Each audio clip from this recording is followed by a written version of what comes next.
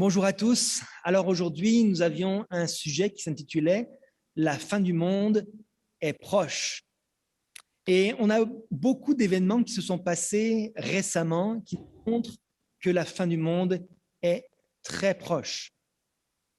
Alors le verset clé que nous avons lu à l'instant se trouvait dans Matthieu 24 au verset 21. Il nous est dit « Car alors la détresse sera si grande qu'il n'y en a point eu de pareil depuis le commencement du monde jusqu'à présent et qu'il n'y en aura jamais. » Jamais jusqu'à présent, les temps n'ont été si difficiles, mais les temps seront encore plus difficiles dans très peu de temps.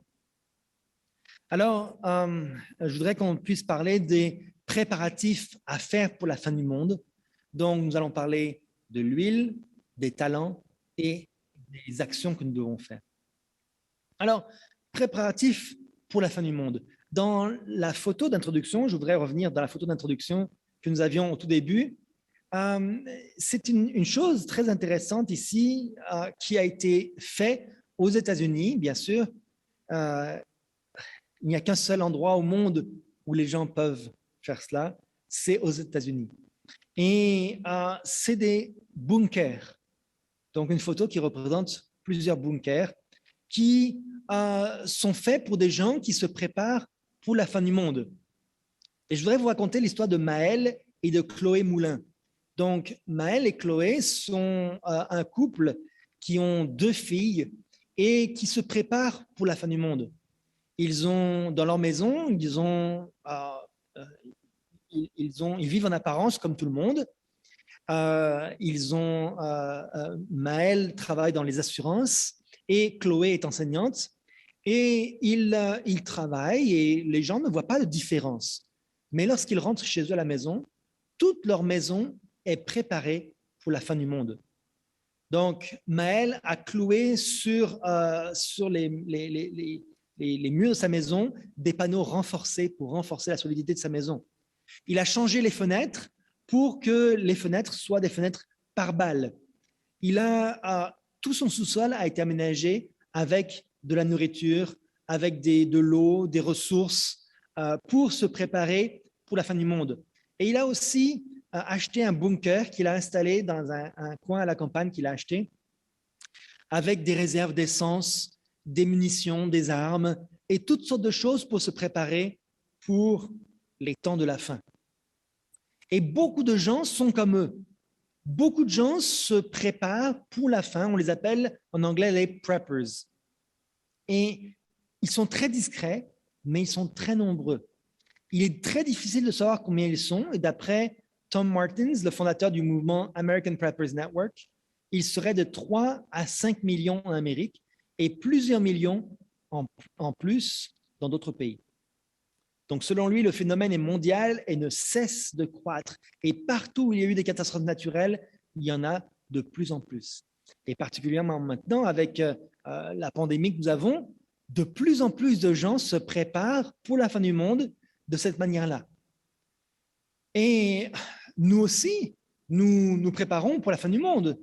Mais est-ce que nous nous préparons comme ces gens-là? Regardez les réserves de nourriture qu'ils font. Ils auront assez de nourriture pour tenir pendant 1 an sans problème. Est-ce que c'est ce genre de préparation dont nous avons besoin? Est-ce que c'est comme ça que nous devons nous préparer pour la fin du monde? Regardez, il est dit, il se prépare pour le pire pour diverses raisons et à divers degrés. Les 2 scénarios les plus courants, c'est une catastrophe naturelle ou d'origine humaine, régionale ou la fin du monde. Dans le premier cas, on cherche à survivre pendant un certain temps jusqu'à ce que tout redevienne normal. Dans le second cas, on se prépare pour la fin du monde tel que nous le connaissons. Cela inclut les preppers de la fin du monde qui sont persuadés qu'une catastrophe de nature a changé le monde entier, comme un écroulement de l'économie mondiale ou l'explosion d'armes de destruction massive, nucléaires, chimiques ou bactériologiques, une pandémie de supervirus, comme on en a en ce moment, une collision avec un astéroïde ou une comète, une pulsion électromagnétique issue d'une éruption solaire ou une détonation nucléaire désactivant tous les appareils électroniques qui nous menacent. Alors voilà la peur, voilà la crainte de ces gens-là. Voilà ce qu'ils ressentent. Euh,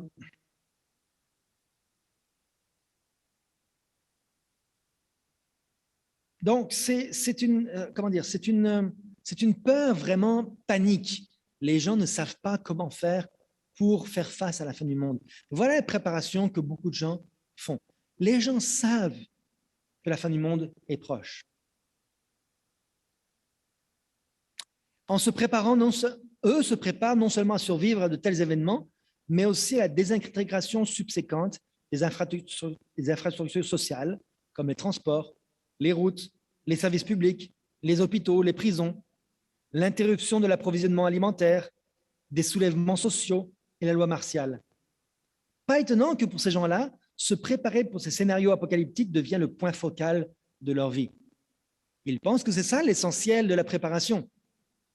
Ils pensent qu'il est nécessaire de se préparer et ça devient le centre de leur vie. Ils investissent énormément d'argent. Hier, je regardais la préparation de certains millionnaires. Les millionnaires sont particulièrement les gens qui ont le plus à perdre parce qu'ils ont beaucoup de choses. Et donc, ils fabriquent des bunkers de luxe. Et ces gens-là dépensent beaucoup d'argent, de temps.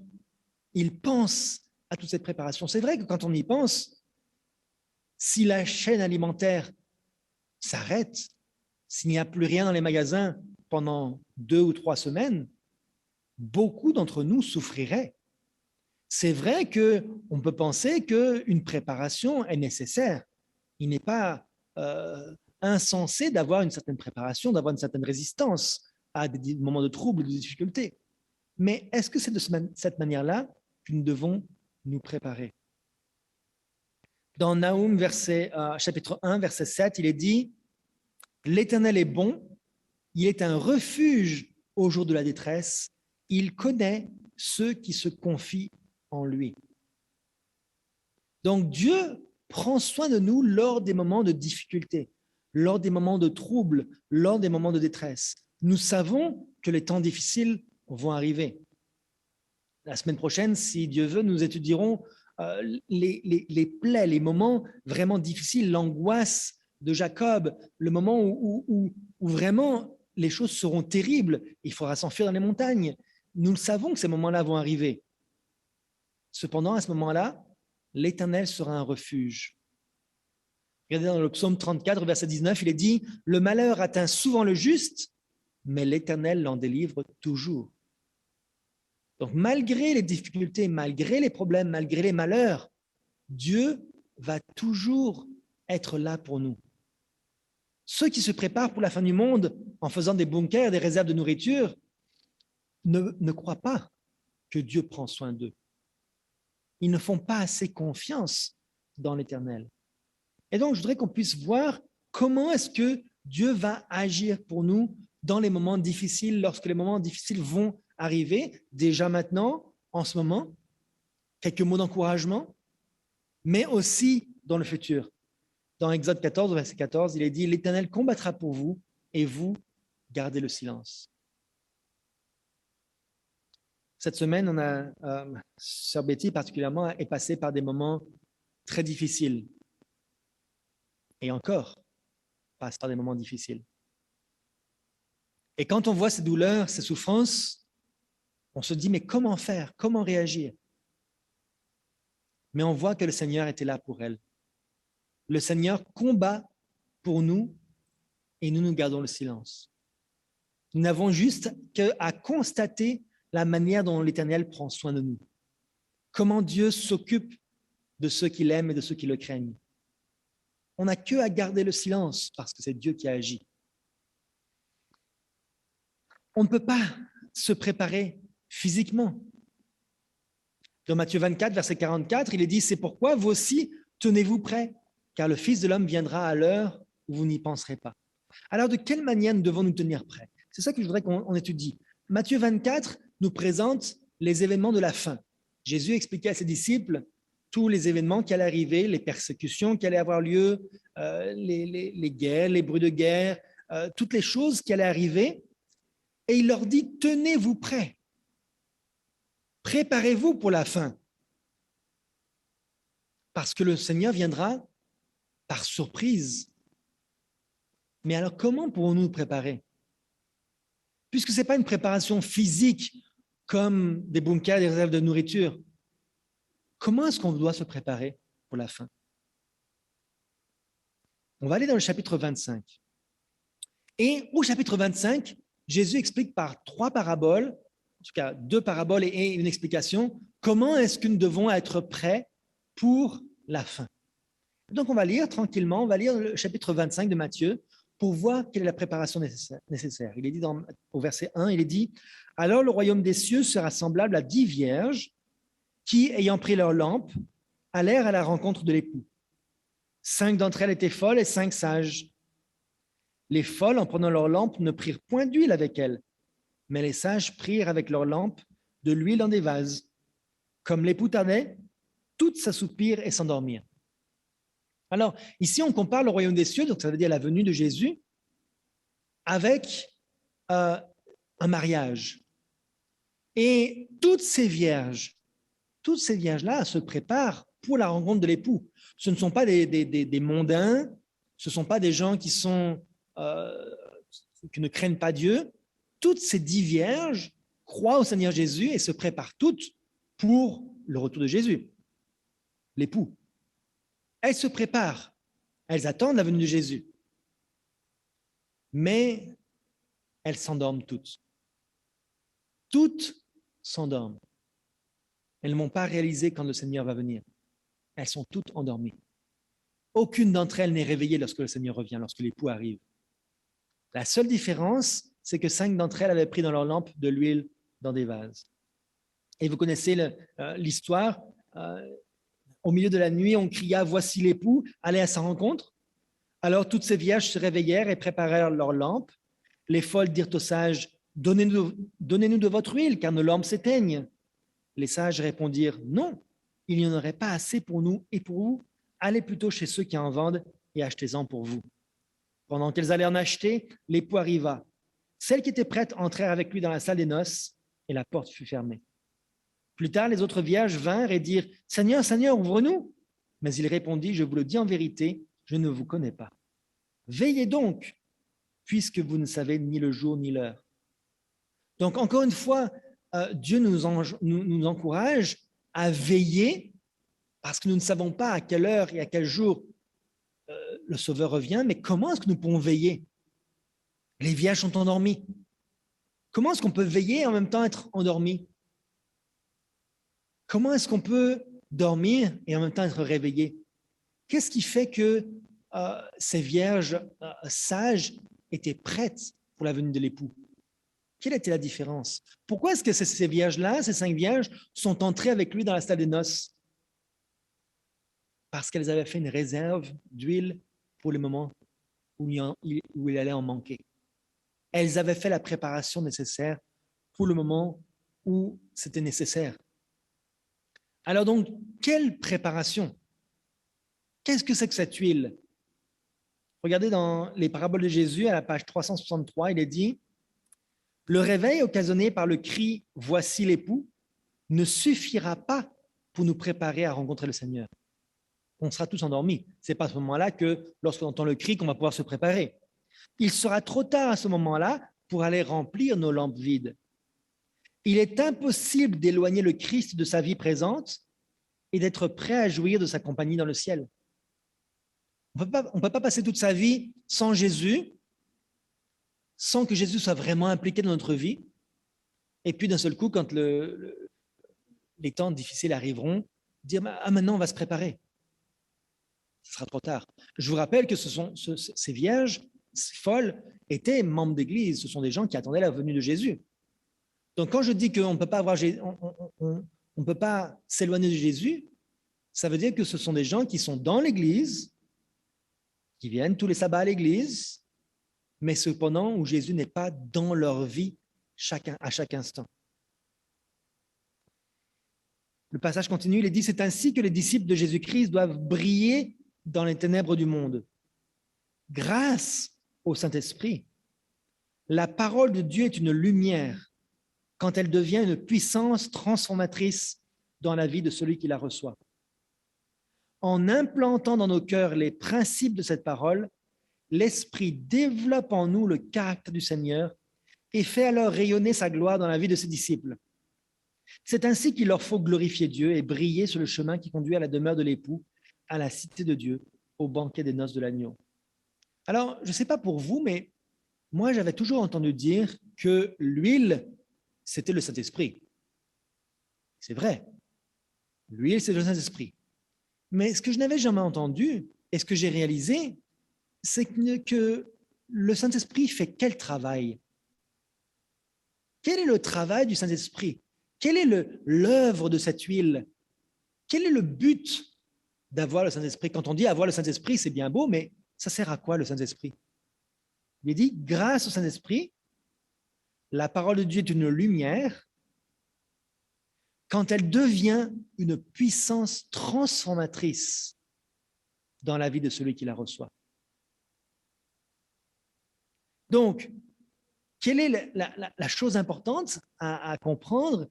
C'est que le Saint-Esprit devient une lumière au moment où ça transforme notre caractère. Si notre caractère n'est pas transformé par le Saint-Esprit, ce n'est pas une lumière, c'est une lampe éteinte. Voilà pourquoi les vierges folles manquaient d'huile, parce que leur caractère n'était pas transformé. Leur lampe était éteinte. Elle n'était pas une lumière pour témoigner en faveur de la vérité. Donc, l'huile qui manquait, c'est leur caractère qui était toujours le même. Depuis le moment où elles se sont préparées pour attendre le Messie, ces vierges, depuis le moment où elles se sont préparées pour le mariage, leur caractère n'avait pas été transformé. Leur caractère n'était pas une lumière qui éclairait le monde. L'huile avait disparu dans leur lampe. Leur caractère n'était pas une lumière. Donc, la préparation qui est nécessaire pour la venue de Jésus, c'est non pas de rester réveillé, puisque la Bible dit qu'on va tous dormir. Ce sera une surprise pour nous tous. On va tous être surpris du retour de Jésus. Par contre, ce qui va faire notre lumière, ce sera notre caractère transformé à l'image de Jésus-Christ. Ce sera quand Jésus vient dans nos cœurs, quand le Saint-Esprit vient transformer nos cœurs, c'est là qu'on va avoir une lumière. Ce sont ceux qui, en ce temps de crise, diront paix et sûreté, se laissant bercer par une fausse sécurité, oublieux du danger qui les guette.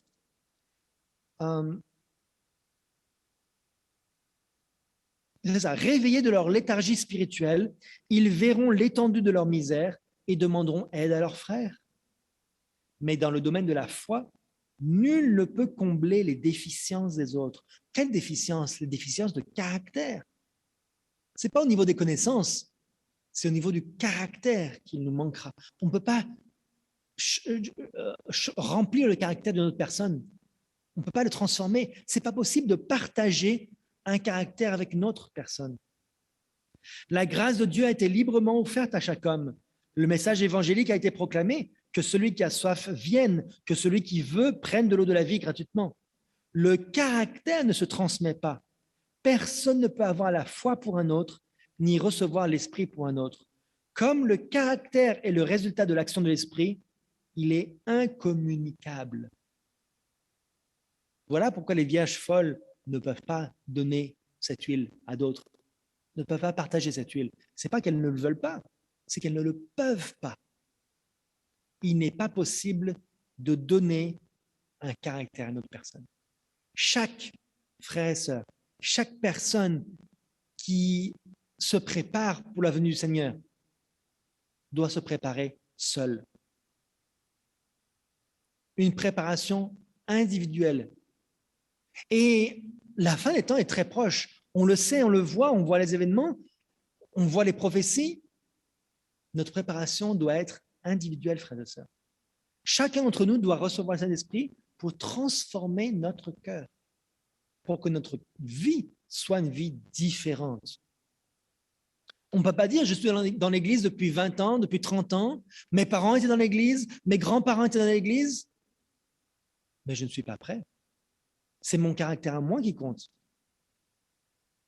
Alors, le chapitre de Matthieu 25 ne se termine pas ici. Le Seigneur Jésus va prendre une autre parabole pour expliquer comment nous pouvons nous préparer. Premièrement, on avait parlé de l'huile qui était notre caractère. Donc, le Saint-Esprit qui transforme notre caractère. Deuxièmement, on va parler de la parabole des talents. Dans Matthieu 25, verset 14, il est dit « Il en sera comme d'un homme qui, partant pour un voyage, appela ses serviteurs et leur remit ses biens. Il donna 5 talents à l'un, 2 à l'autre et 1 au troisième, à chacun selon sa capacité, et il partit. Aussitôt, celui qui avait reçu les 5 talents s'en alla, les fit valoir et il gagna 5 autres talents. De même, celui qui avait reçu les 2 talents gagna 2 autres. Celui qui n'en avait reçu qu'un alla faire un creux dans la terre et cacha l'argent de son maître. Longtemps après, le maître de ses serviteurs revint et leur fit rendre compte.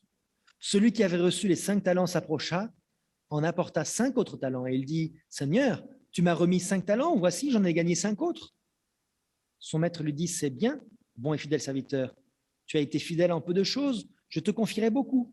Entre dans la joie de ton maître. » Celui qui avait reçu les 2 talents s'approcha aussi et il dit « Seigneur, tu m'as remis 2 talents, voici, j'en ai gagné 2 autres. » Son maître lui dit « C'est bien, bon et fidèle serviteur, tu as été fidèle en peu de choses, je te confierai beaucoup.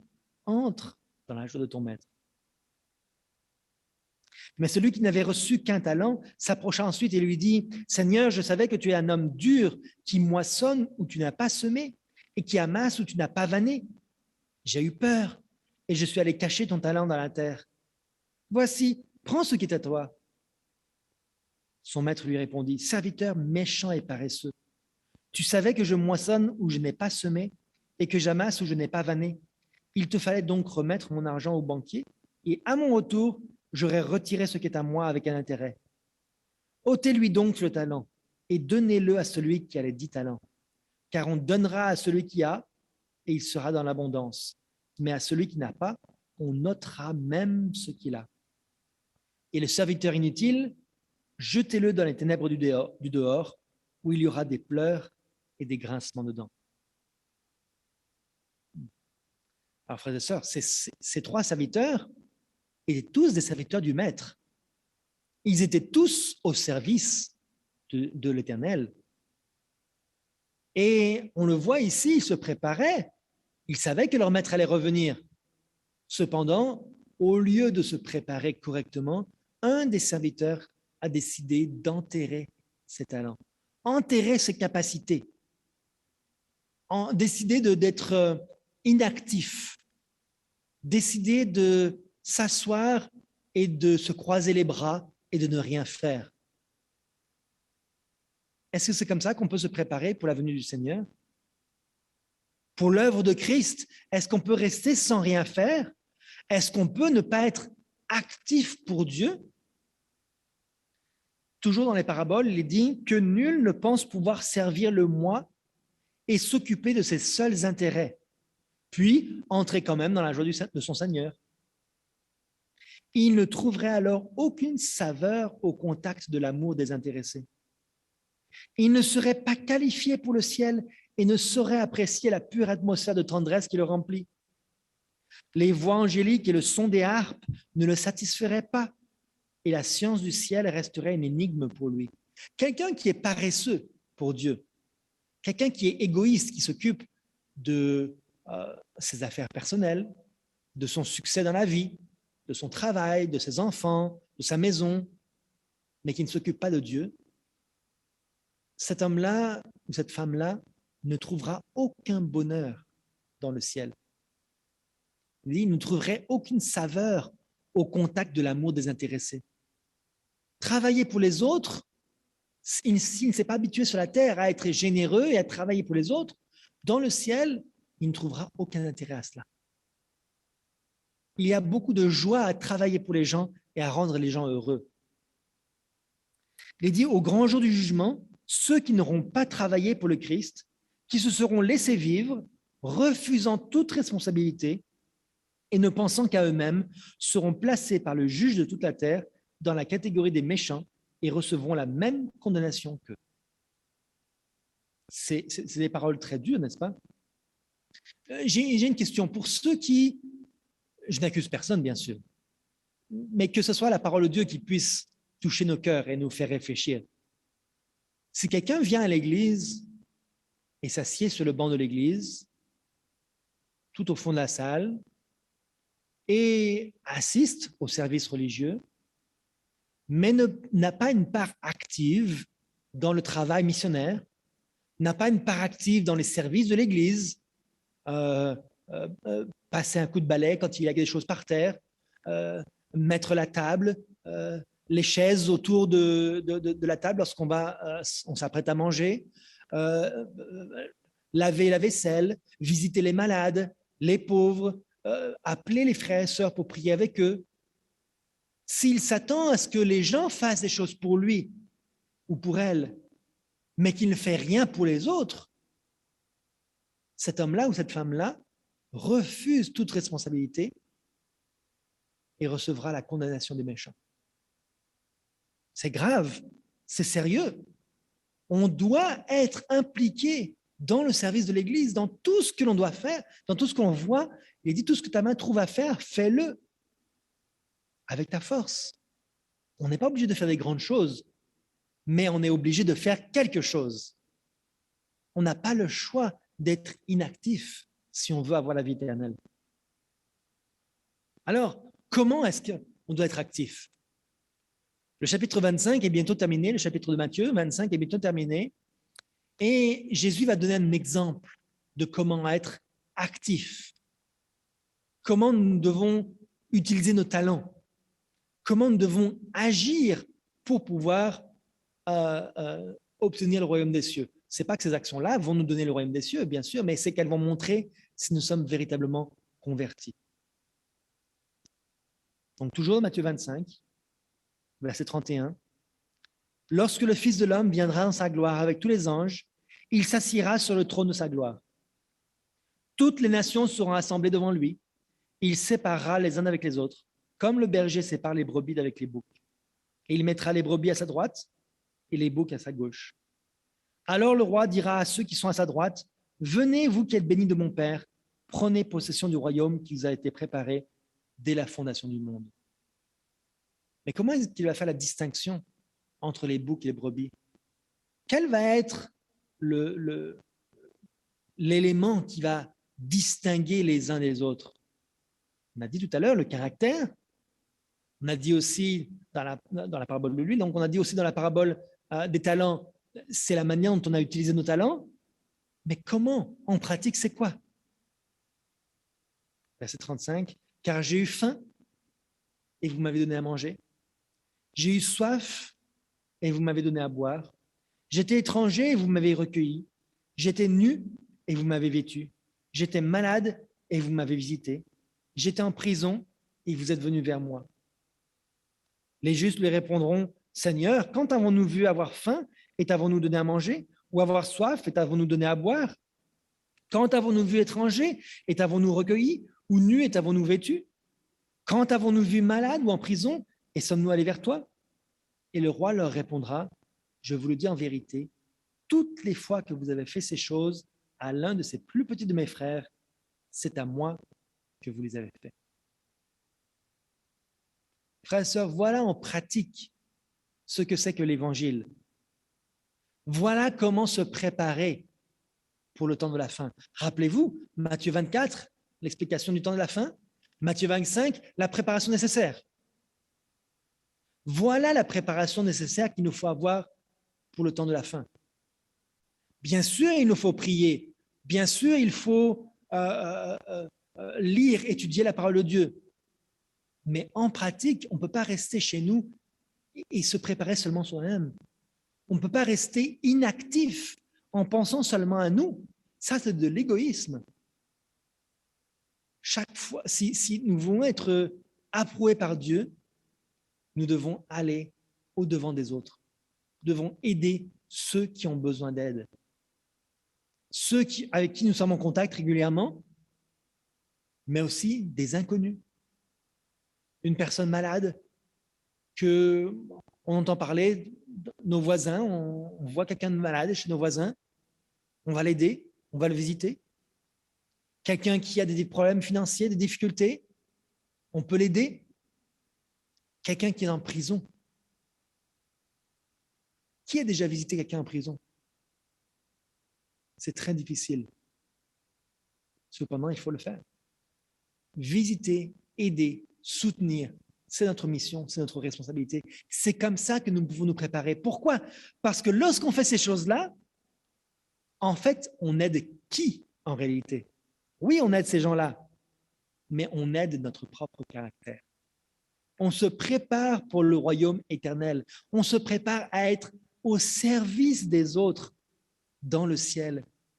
Que font les anges chaque jour, à chaque instant? Les anges sont tout le temps au service de Dieu, en permanence. Ils sont à notre service. Ils viennent tout le temps travailler pour nous. Ils ne pensent pas un seul instant à eux. Frères et sœurs, si on veut se préparer pour le ciel, la préparation que nous devons faire, c'est se préparer au service des autres. Être tout le temps au service des autres, voilà le vrai signe de quelqu'un qui a un caractère chrétien. La terre est l'endroit où on doit apprendre à se préparer pour le ciel. Il est dit, ils participeront, donc ceux qui seront sauvés, ils participeront à la joie de leur maître quand ils verront en son royaume les âmes qui auront été gagnées par leurs moyens. Ils auront en outre l'avantage de collaborer à son œuvre parce que sur la terre, ils se seront qualifiés pour cette tâche. Ce que nous serons un jour dans l'éternité sera le reflet de notre caractère actuel et de notre activité au service de Dieu. Le Christ dit de lui-même, le Fils de l'homme est venu non pour être servi, mais pour servir. Or, l'œuvre qu'il a réalisée sur la terre est la même que celle qu'il accomplit dans les cieux. Parce que nous aurons un jour coopéré avec le Christ ici-bas, notre récompense dans le monde à venir sera de travailler pour lui avec un pouvoir plus grand et un champ d'action plus étendu. Rappelez-vous, le maître dit à ses serviteurs, vous avez été fidèles dans peu de choses, et maintenant je vous donnerai des grandes choses. Vous savez, le travail que nous avons à faire sur la terre, d'aider les gens autour de nous, c'est peu de choses. On ne peut pas, c'est une goutte d'eau dans l'océan, on ne peut pas changer le monde. Quand on voit la misère du monde, on ne peut que faire des petites choses autour de nous. Mais lorsqu'on sera dans le ciel, Dieu nous confiera des responsabilités bien supérieures. On n'a aucune idée des responsabilités que Dieu nous donnera. Mais on est sûr que si on était fidèle dans les petites choses, ce sera des choses bien plus grandes. Nous serons qualifiés pour cette tâche. C'est comme une école, c'est comme un centre de formation. Vous voulez apprendre un métier, eh bien, vous allez à l'école pour apprendre ce métier. Vous voulez apprendre à être charpentier, eh bien, vous faites une école de charpenterie pour apprendre, pour pratiquer jusqu'à ce que vous soyez capable. Vous passez plusieurs années pour aiguiser vos talents, pour que votre main soit habile pour manipuler les objets et les outils. Voilà la raison pour laquelle nous devons nous préparer pour le ciel. Voilà comment nous pouvons nous préparer pour le ciel. Alors, en conclusion, la meilleure préparation, il n'y a pas de meilleur moyen de se préparer pour les temps difficiles qui s'annoncent que de développer une relation étroite avec Dieu par la prière, l'étude de la Bible, le jeûne, le travail missionnaire et la fraternisation avec d'autres croyants. Dans Jacques 4, verset 8, il est dit « Approchez-vous de Dieu et il se rapprochera de vous. » Travaillons ensemble avec lui. C'est le grand maître. Je me rappelle lorsque mon petit frère était apprenti, il était étudiant, il était apprenti pour apprendre à être justement menuisier et ébéniste.